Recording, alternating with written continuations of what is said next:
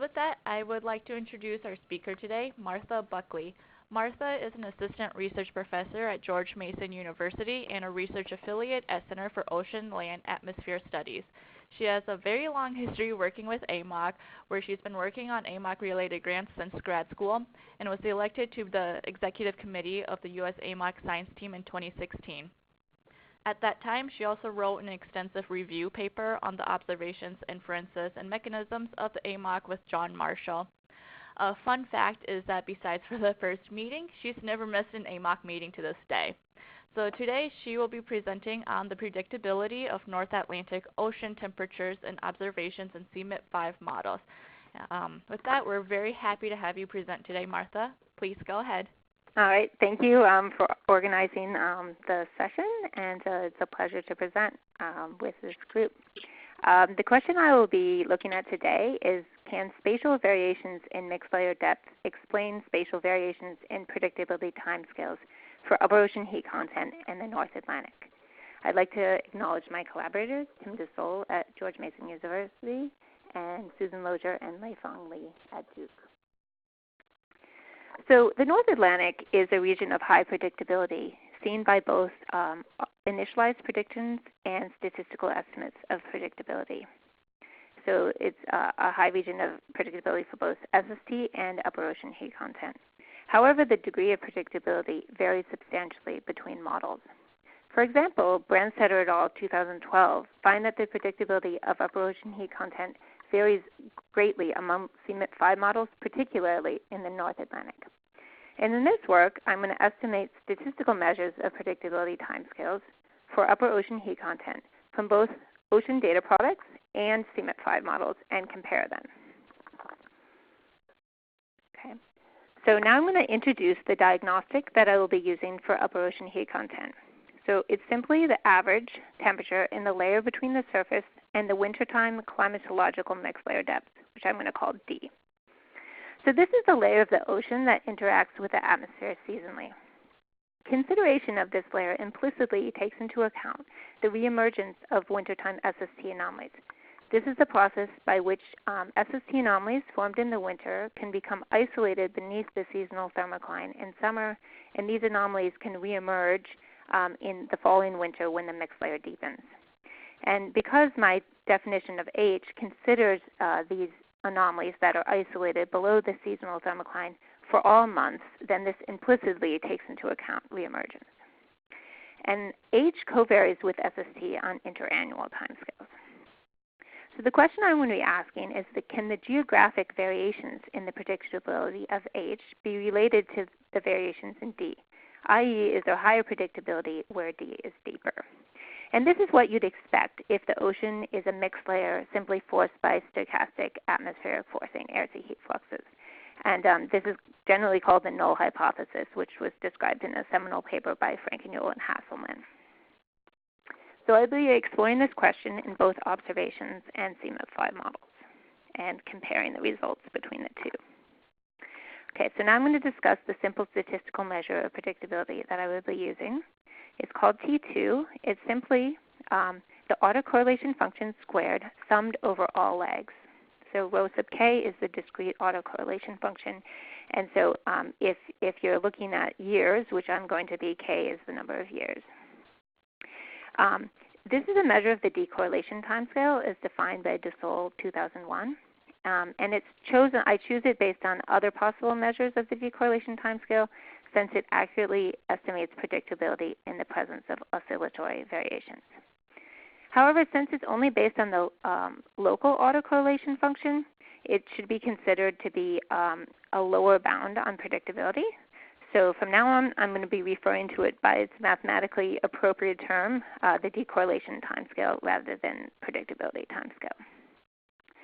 So if you have a short time series, as you would for observations, the sample autocorrelation, rho sub k, will be noisy, and you cannot directly integrate it.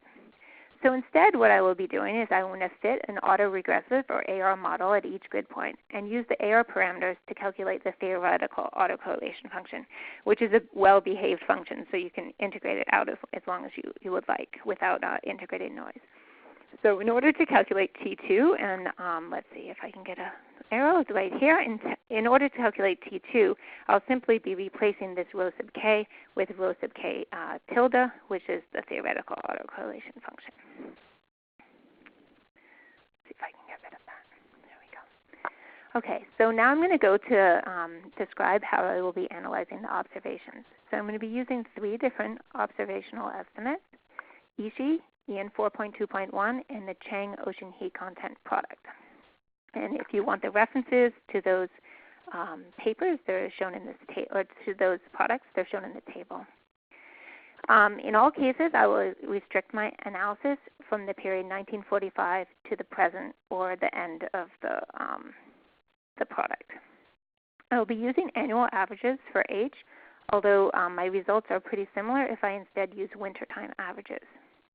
So as I mentioned before, T2 will be calculated by fitting an AR model to the time series of H at each grid point, and using the theoretical autocorrelation function rho sub k tilde to estimate T2.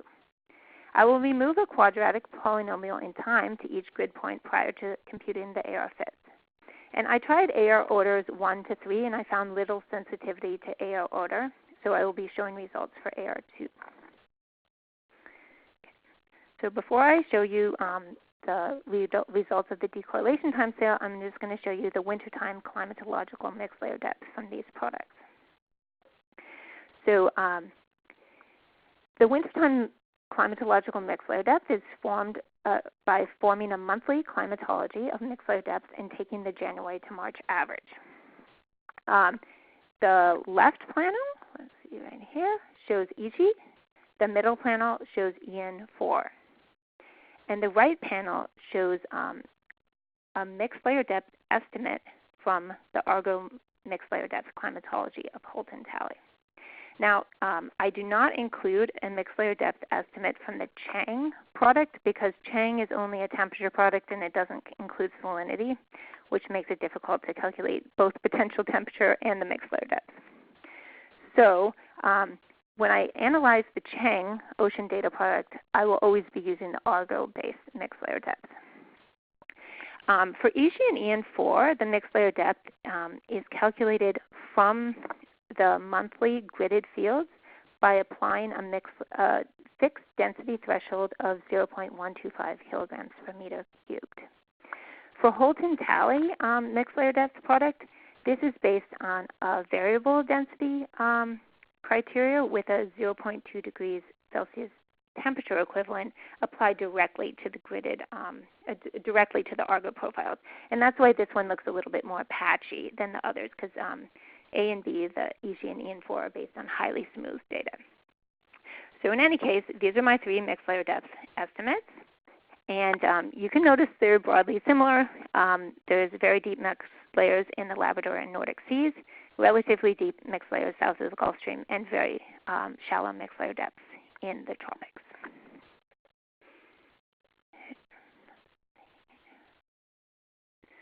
Okay, so now for the results. These results show the decorrelation timescale for H in colors. The panel on the left is Ishii. The panel in the middle is from EN4, and the panel on the right is from Chang. The most obvious feature is that the decorrelation timescales are longest in the subpolar gyre. And this is sort of what you'd expect based on the null hypothesis. The black dots are places where there's no interannual predictability. And so you can see interannual predictability is mostly restricted to the extratropics. That's why I've zoomed in on the extratropics. And mostly, in fact, the subpolar gyre. The contours in black, shown here, here, and here, are contours of D at 500 and 1,000 meters. So you can see that there is a broad similarity between the spatial pattern of D and the spatial pattern of the decorrelation timescale T2.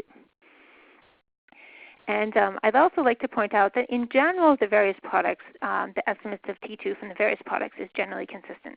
So if I take a linear fit comparing T2 from the various products, if I regrid them all into the same grid and I do fits, I get R squared between 0.65 and 0.80 and slopes between 0.7 and 1.3. So generally the products give you similar results on the decorrelation timescales. So now I'd like to discuss more quantitatively how the decorrelation timescales are related to D, the wintertime mixed layer depth. So the figures on the top show scatter plots. Let me get the arrow out. Let's see. These figures on the top show scatter plots showing the relationship between the decorrelation timescale T2 for H and D for all points in the extratropical North Atlantic. Extratropics in my case is north of 20 degrees north. D is on the x-axis and T2 is on the y-axis. The left plot is for Ishi, the middle plot is for EN4, and the right plot is for Chang.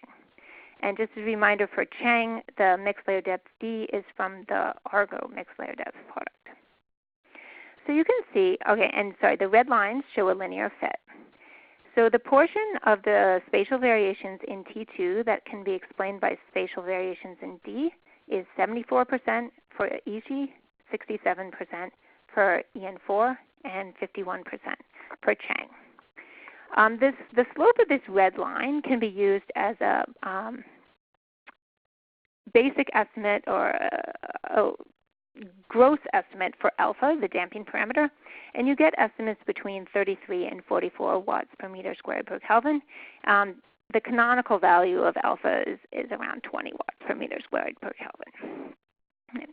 Now the green points are points that are more than 2 standard deviations above the best fit line, and the black points are more than 2 standard deviations below the best fit line. You can see that there are a lot more green points than black points, so there are more points that with higher than expected predictability compared to our fit than lower than expected predictability. So these bottom panels show the spatial distribution of the outliers. So again, the green ones are higher than expected predictability as above, and the black ones, which there aren't many of, here you see a few, are lower than expected predictability. The colors beneath are just D, and the contours are ocean bathymetry at 1, 2, and 3 kilometers. So what do you notice? Most of the outliers are in the subpolar gyre, and the green points generally seem to occur in regions of shallow bathymetry. So higher than expected predictability generally seems to occur in areas of shallow bathymetry, which is something that I need to investigate further. Okay, so now I'm going to switch gear a little bit and go to the analysis of the CMIP5 models. So the analysis of the models is going to closely mirror the analysis of the gridded observations in order to try to compare these, the models and the observations more directly. So I will be using CMIP5 runs for the period 1945 to 2018. So for this, I will use the historical runs from 1945 to 2005, but the historical runs for CMIP5 end in 2005, so I will extend to the near present, which I'm going to make the end of 2018 using RCP 8.5. As before, I will be using annual averages of H to look at predictability of that quantity. As before, I will fit an AR model to the time series of H at each grid point and use the AR parameters to calculate the theoretical autocorrelation, rho sub k tilde. And I will integrate that theoretical autocorrelation function to come up with T2. There's one difference in this analysis is instead of using AR2, I'm going to choose the AR order based on the Akaki or Keiki information criterion, generally referred to as the AIC. And so in the future, I'm going to redo the analysis with the observations using the AR order chosen by the AIC and see if there's any differences. As before, I will remove a quadratic polynomial in time at each grid point prior to computing the autocorrelation function, or prior to computing the AR fits rather. And I will present the results for just two models here, NCAR CCSM4 and GFDL CM3. Okay, here we go. Okay, so first I'm just going to show you the wintertime climatological mixed layer depths in these two models. On the left is CCSM4, and on the right is CM3. I will be using the mixed layer depth output from the CMIP5 archive based on the mixing scheme, and then I take a monthly climatology and take the January to March averages before. So you can see that the mixed layer depths, the wintertime mixed layer depths are generally deeper than observed in the convective regions, and this was written about by Hughes 2017. In CCSM4, the deep convection is mostly in the Labrador and Erminger Sea, and in CM3, deep convection is a bit different on the Newfoundland Basin and the northeast subpolar gyre, and actually the mixed layer depths are quite a bit deeper in CM3 than CCSM4. Okay, now for the results. In the colors, these are maps of the decorrelation timescales for H from these two models. On the left is CCSM4, and on the right is CM3. So a positive note, these models do show the longest decorrelation timescales in the subpolar gyre, as in observations. But they're quite different between the two models. CCSM4 has decorrelation timescales comparable, but actually slightly shorter than in observations.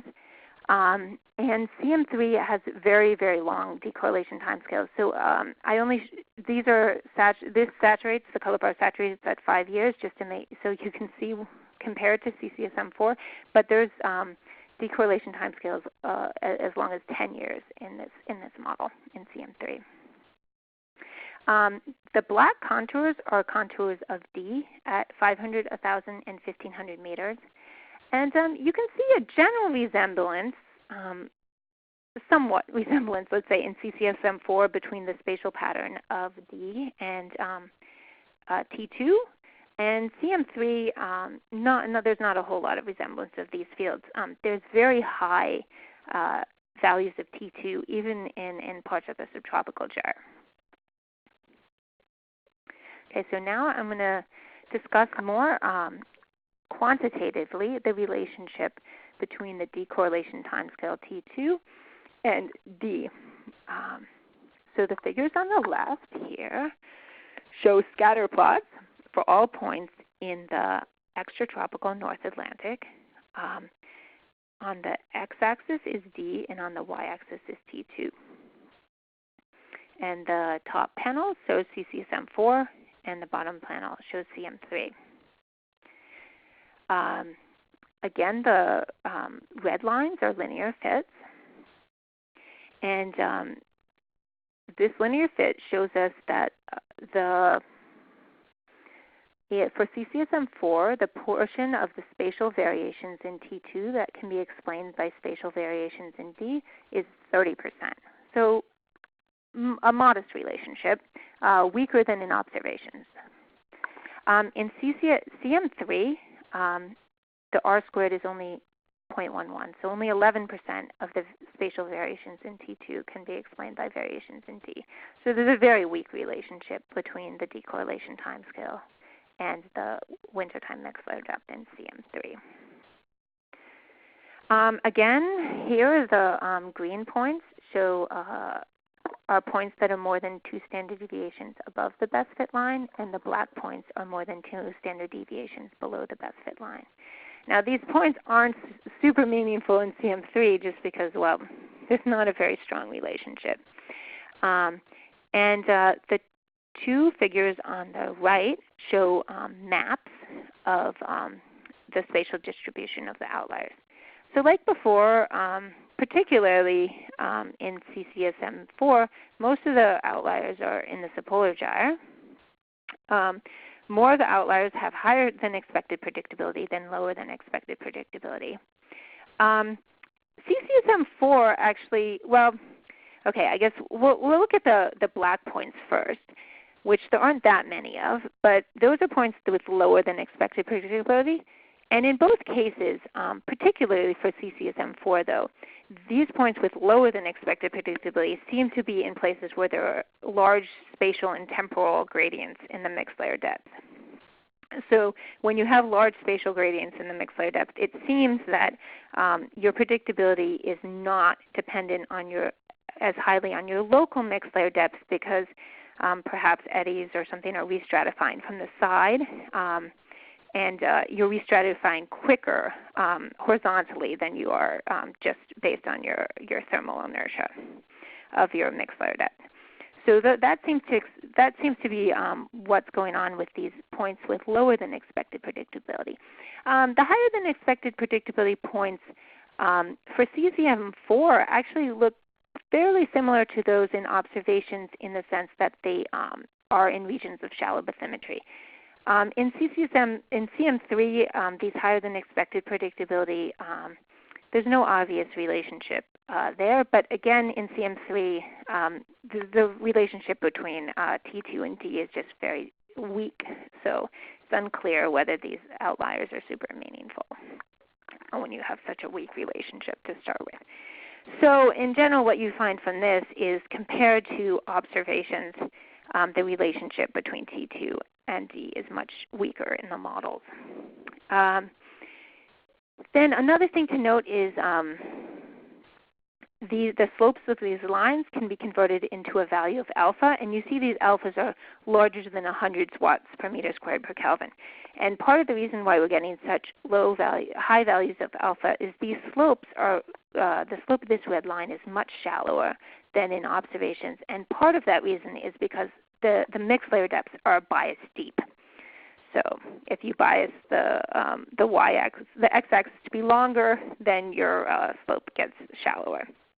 So that's explaining these very large values of alpha that we're getting. So that's another difference between the models and observations, but that's sort of based on the fact that the mixed layer depths are too deep. Okay, so that's the end of my slides. So just to conclude here. So I introduced a diagnostic for ocean predictability, H, the average temperature in the layer between the surface and the wintertime climatological mixed layer depth D.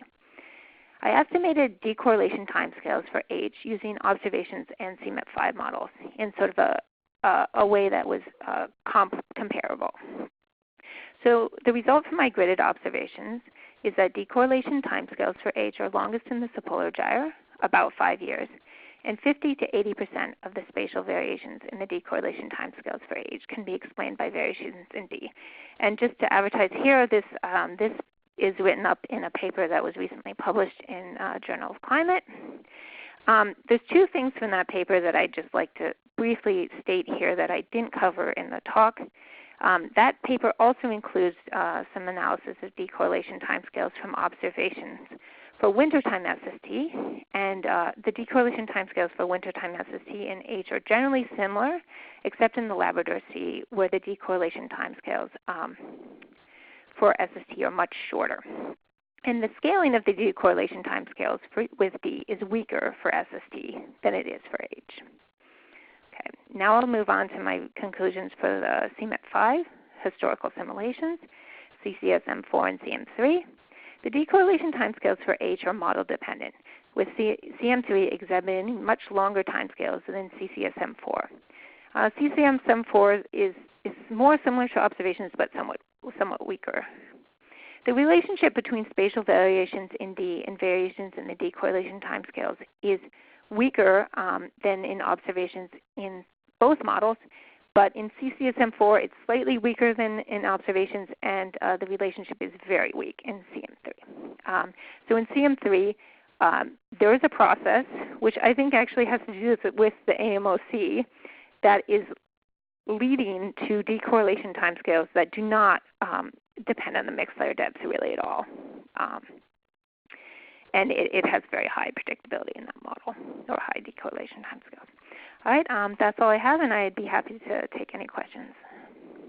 Thank you, Martha. So as a reminder, for those who have questions, use the raise your hand feature, and I'll take you off mute to ask your question, or you can also type your question to the chat box. So I see Wilbert has a question. Let me find you. All right, go ahead, Wilbert. Hello all. Thanks, Martha. This is really interesting. So I think these GFDL models, don't they have a very strong periodic signal in their AMOC variability? And do you see any reason to link this high predictability or the long decorrelation timescale to this variability? Yeah. Well, so I mean, in some sense, I actually think that the high predictability in the AMOC, I think there's actually there's a place in the subpolar gyre in CM3, which I'll point to. It's right here, and that has very, very highly periodic H. I mean, so the reason why I had to use the higher order AR fits in this case, I should redo it for the observations with the higher order AR fits, but to capture this extremely periodic signal, you have to use higher order AR processes. So there's a very periodic signal right there. And I think that may be actually what's responsible for the highly periodic behavior in the AMOC. Actually, I should go to the previous slide to show this, because there you can see. So here's where that slide was actually the mixed layer depth. The colors showed the mixed layer depth. But here, this highly saturated part right here, that's where you're getting a very highly periodic signal and T2 bigger than 10 years. And so I think that might be what's actually causing the very periodic signal in the AMOC. And then I think this stuff in the subtropical gyre is due to that very highly periodic AMOC signal that's quite strong, is sort of overwhelming any dependence on mixed layer depth that you might have, any dependence of the decorrelation timescale on mixed layer depth, because these are just really big values, and I think these are due to the heat transport of the AMOC. So I kind of see it as both, it's a coupled thing. Both, I think that there's a region here that for some reason is highly periodic, and I think that is influencing the AMOC. And then this broad subtropical and the whole of the subpolar gyre high high predictability, I think, is due to the predictability of the AMOC. So certainly, you're right on that. And I think this is a model dependent. It's a model dependent feature for sure. Is it realistic? I would say no. But are you aware of any studies on this from the GFDL team? I mean, this is a very obvious, very strong signal, as you point out, and I would think that people have looked at it and try to understand what causes that periodicity. But I haven't seen any papers on that. Are you aware of anything that came out of that in that? Well, I mean, they talk about the periodic signal of the AMOC, but of course there's no data to show whether that's right or wrong, right? No, now, this signal, I haven't seen anyone say, okay, this region is highly periodic, right? Now, if there was a really high, it's even periodic in SST, by the way. If there was really a place in the ocean with highly periodic SST like that strong, I think we probably would have been able to observe it. I mean, observing is not easy, but I think if it was that strong, we would have seen it. So I think this is a feature that is not realistic. So yeah, but the most of the papers I've seen are about the AMOC, and of course there's no ground truth to say, okay, I'm right or I'm not right, So, but yeah, I mean, I should talk to the GFDL people about this, and I assume they know that it's there, but have chosen not to focus on it for obvious reasons. All right, thanks, Martha. Yeah. And then I see Luann has a question, so I think we have one more, time for one more, so I'm going to Sure. her. All right, go ahead, Luann. Nice talk, Martha. So I was curious, and maybe I missed this, but how long did you use the same length of run? Yeah. Observations, and did you use the control or the historical? So actually, I presented on at Ocean Sciences. I gave a similar talk, but I talked about the control, comparing the control simulations. And then I replaced it with, so it's more appropriate perhaps to compare things that are calculated in the same way. But so this is on the analysis of CMIP5 models is kind of in the early stages, and so there's a million things that I want to compare. So one is, so I could do the pre-industrial. So now I've just done what's most comparable to the observations. I've taken the historical. I've started at 1945, got rid of the beginning part of the historical, and then ended it at the current. I could analyze the full historical. I can do it with the pre-industrial simulations. The pre-industrial is nice because you can actually calculate. You don't even have to do the AR fits because there's enough data to use the sample autocorrelation function if you want to. So there's a lot of things that I could do. Here, though, I just tried to make it as comparable to the data analysis, the analysis of observations. The only difference really between the analysis of observations and this was that I used the higher order AR fits for the models, and I was sort of forced to do that because GFDL had this highly periodic signal. But I'll go back and redo the. Do you think the results will be sensitive to the order? No. Do it using the control. Okay. Yeah. So I mean, I've done. So I have done it. It looks pretty similar, I would say, but I haven't done so visually. CCSM4, I found that when I analyzed the pre-industrial. I get slightly higher decorrelation timescales and a relationship to the mixed layer depth. Okay. So one comment.